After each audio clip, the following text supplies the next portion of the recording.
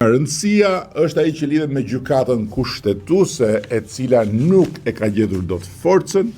për të mos e lejuar rrimarrjen peng të qeverisë së Shqipërisë, me një mjet të papar dhe të padëgjuar në botën demokratike, siç është pezullimi i antarit qeverie nga një prokuror dhe i gjykatës në një seancë paraprake, pra pa filluar akoma gjyqi.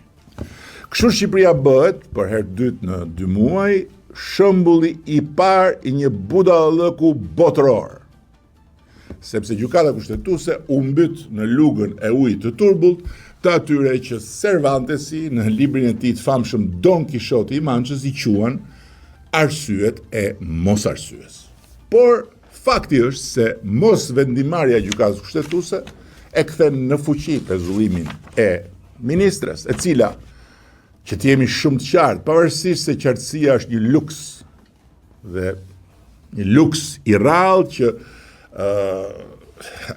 mund ta kërkosh, po vështirë ta gjesh në turbullirën e 700 tenxhereve politike mediatike, nuk akuzohet për korrupsion, as nga vetë prokurori që shpiku pezullimin e antarit të qeverisë, me vendim të një seance të mbyllur të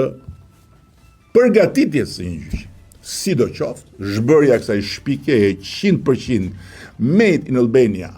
e drejtësisë re dhe e drejtësisë ende të papjekur shqiptare, e cila nuk ka lidhje me rastin e çështjen konkrete, po me një parim të panegociueshëm të demokracisë, mbetet një domosdoshmëri për të rigarantuar pavarësinë e ekzekutivit dhe parlamentit nga pushteti gjyqësor.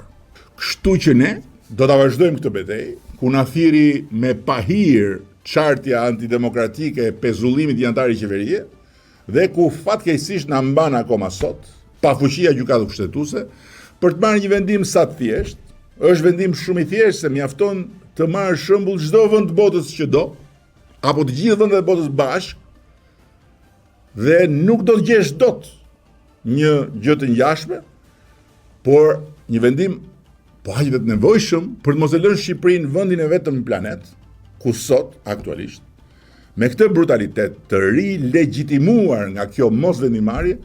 vetë presidenti i Republikës mund pezullohet nga i pari prokuror që gdhihet me këtë ide në kokë.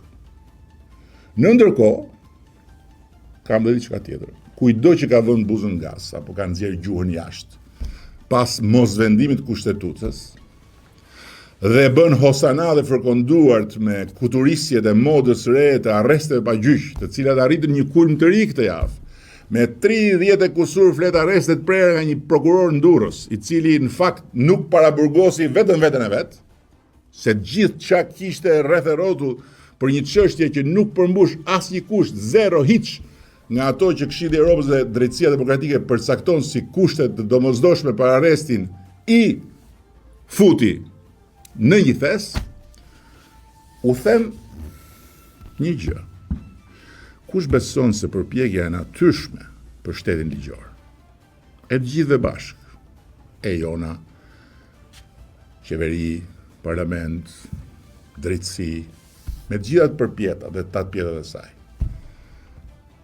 arritjet dhe lajthitjet e drejtësisë re,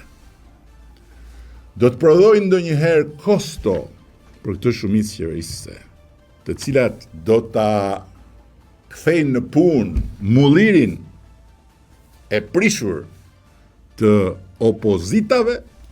gabon ditë dhe natë. Sepse nuk kupton atë që e kupton shumë qartë populli shqiptar, njeriu i zakonshëm i Shqipërisë. Lufta për drejtësi, për shtet ligjor demokratik, për Shqipërinë europiane në Bashkimin Evropian, ka vetëm një garant ende sot për sot. Mua